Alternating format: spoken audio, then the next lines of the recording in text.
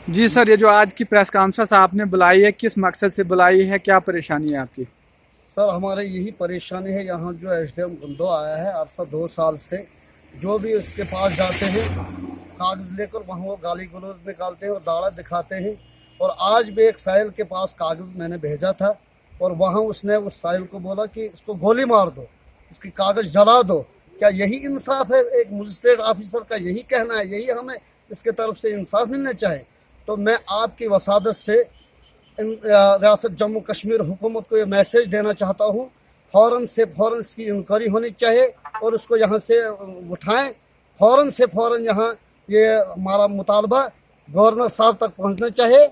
मैं आपकी वसादत से ये मैसेज देना चाहता हूँ कि एक मजिस्ट्रेट ऑफिसर का ऐसा हाल है यहाँ गरीब आवाम के साथ। और पहले भी यहाँ के लोगों ने एक रेजोल्यूशन बनाया, प्रोटेस्ट यहाँ किया और वो रेजोल्यूशन आगे भेजा, कोई कार्रवाई नहीं हुई।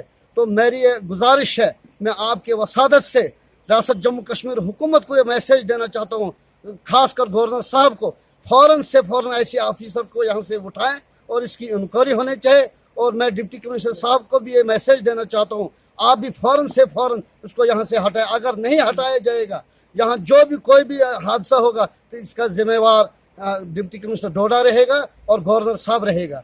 मेरी पुरजोर अपील है मीडिया के वसादत, आपके वसादत से मैं ये बात पहुँचाना चाहता हूँ, हुकूमत बाला तक ये मैसेज देना चाहता हूँ कि यहाँ हमारे एक मजिस्ट्रेट ऑफिसर का हाल ऐसा है, गरीबों के साथ ऐसे हाल, ये कौन सी हुकूमत है?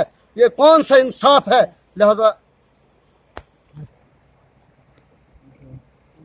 लिहाजा मैं एक बार फिर एलजी गवर्नर साहब से मुतालबा करता हूँ, फ़ौरन से फ़ौरन इसकी इंक्वायरी होनी चाहिए और इंक्वायरी होनी चाहिए। हम इस 2 दिन के अंदर अंदर इंक्वायरी होनी चाहिए। जो इसने ये गाली गलौज यहाँ लोगों के साथ निकाला, जो हमारा रेजोल्यूशन वहाँ गया, कोई इंक्वायरी नहीं हुई। तो लिहाजा फ़ौरन से फ़ौरन जुडिशली इंक्वायरी होनी चाहिए इस बात की।